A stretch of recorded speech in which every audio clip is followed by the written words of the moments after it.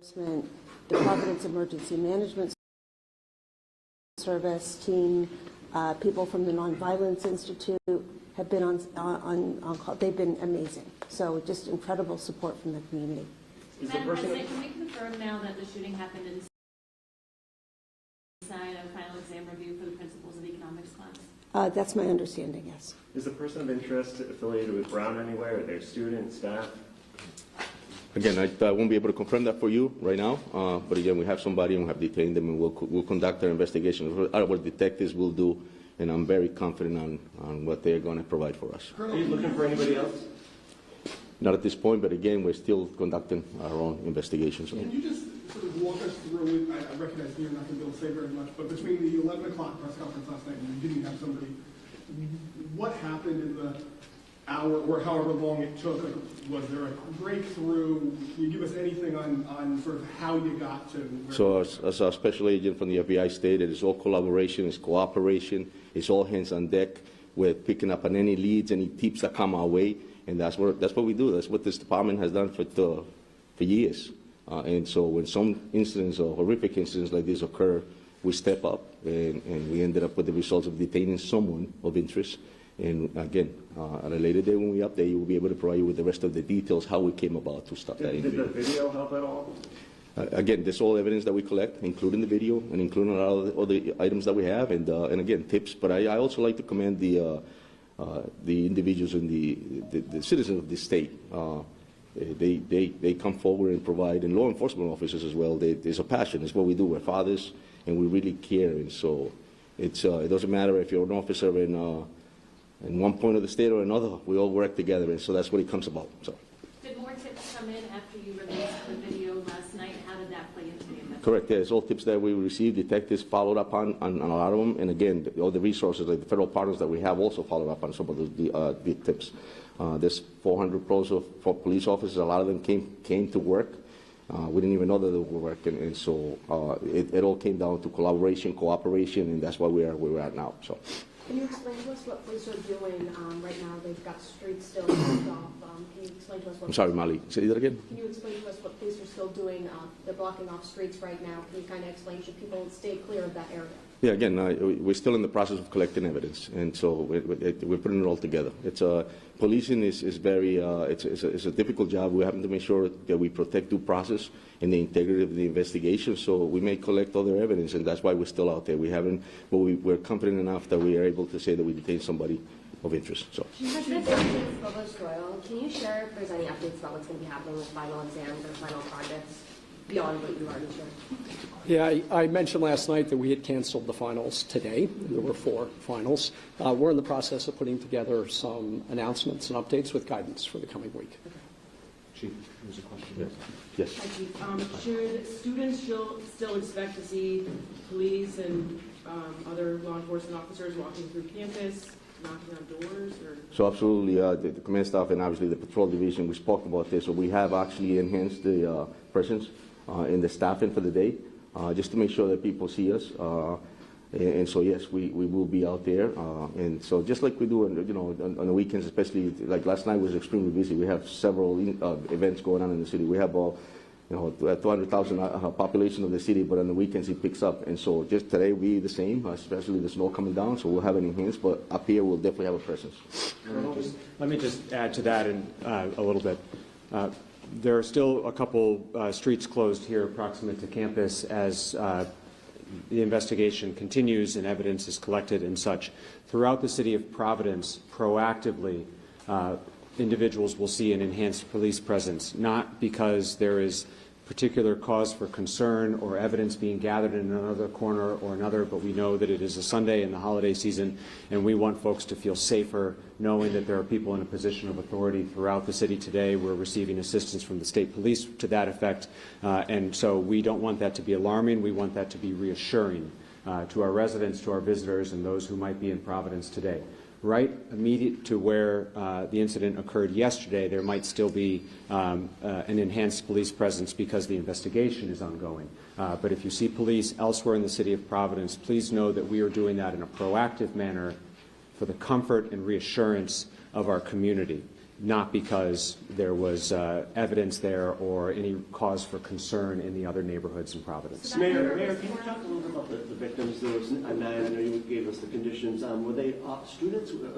When we were relaying to the public, should we kind of categorize them as students? We are not releasing any information about the victims at this time. We fully expect to provide additional updates today, and in one of the successive updates in the hours to come, we will provide more details on the victims so that we can continue to have an opportunity to communicate with the families and such. So we just need a little bit more time on that. And 2 fatals. Yes, that it is still the case that there were 2 fatalities yesterday. Mayor, you were saying, that there's extra police presence around the city today. People shouldn't be alarmed by that. But can people with this person in custody, the city's been on edge all night, can people breathe a little easier right now, given that news? Yeah, the people of Providence should breathe a little easier this morning. The reason that we are here, and as the Colonel has said many times, the investigation with regard to the individual who has been detained is very much ongoing and in the middle of it right now, but we're providing this update specifically so that the people of Providence can breathe a little easier this morning. That is also why we feel confident and comfortable to lift the shelter in place for the city. Mayor, notably, today is the 13-year anniversary of the Sandy Hook school shooting. How has that helped shape your response to a shooting like this, and what more do we need to do? So, as I mentioned yesterday, our 2 priorities as of last night were to, 1, bring the individual responsible to justice, and that investigation is ongoing, although we have a meaningful update that we've just provided. 2 is our concern for the victims who, as I mentioned, are still, most of whom are still hospitalized. That remains our priority right now. But as everyone mentioned yesterday, the governor, President Paxson, and myself, and this is because of the times in which we live, Sandy Hook and many other instances of violence around our country. Any of us in leadership capacities have had to think about this. We have a generation of kids who have done active shooter trainings. That was not something I had to do when I was a kid. And we all, I think maybe intellectually, we knew it could happen anywhere, including here, but that's not the same as it happening in our community.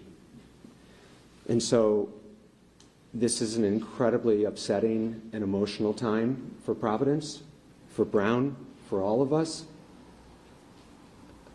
I'm sorry to say we have thought about this. As we mentioned yesterday, we've all trained for this. This is not something we should have to train for. But we have, including very recently. And that's why we're here not, 16 hours later? 17 hours later? In a positive way, with an update and an investigation that has progressed very quickly.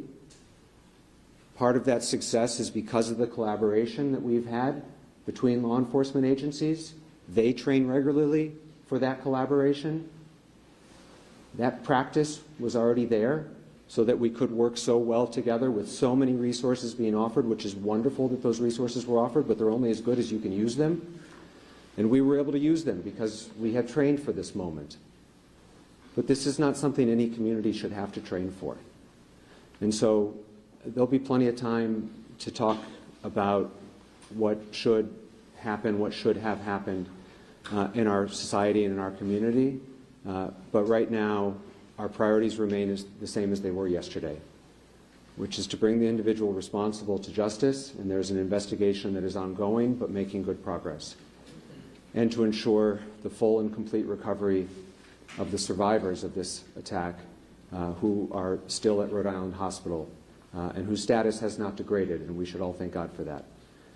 And so we plan on providing additional updates throughout the day today, but to the earlier question, yes, the community in Providence should breathe at least a small sigh of relief at this moment.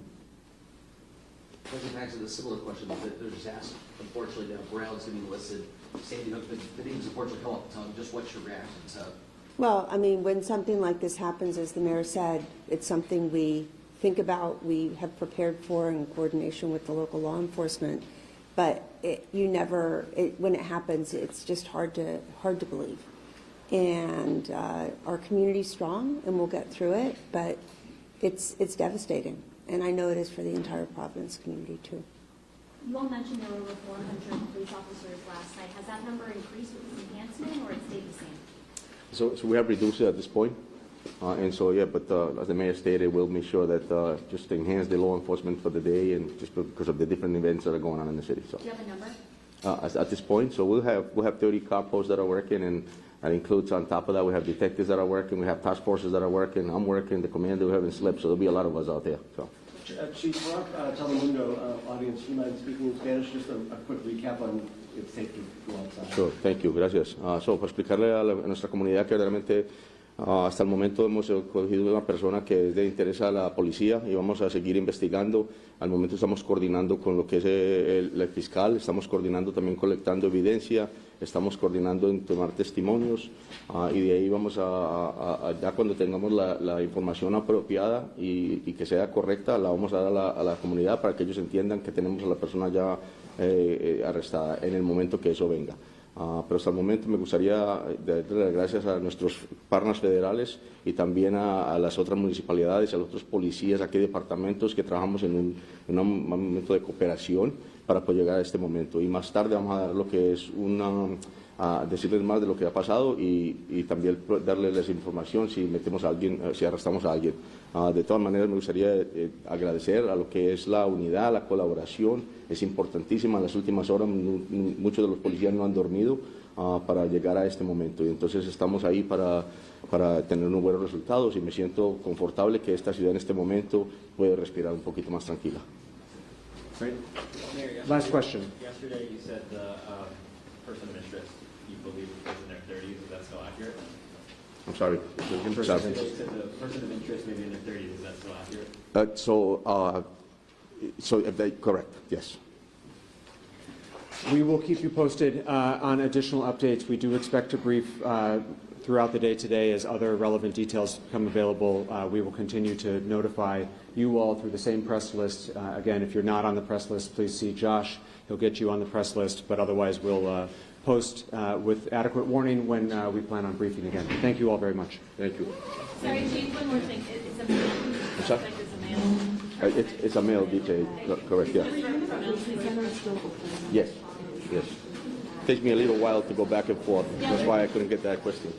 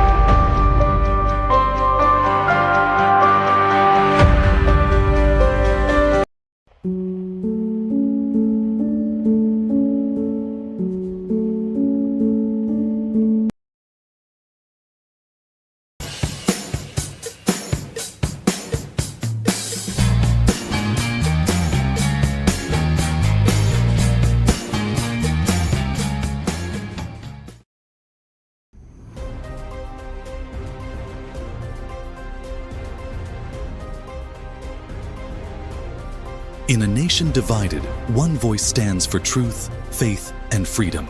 From the heart of America's fields to the halls of power, he speaks for the forgotten and fights for the future. This is America Talks with Joseph Elrod. Real news, real faith, real freedom.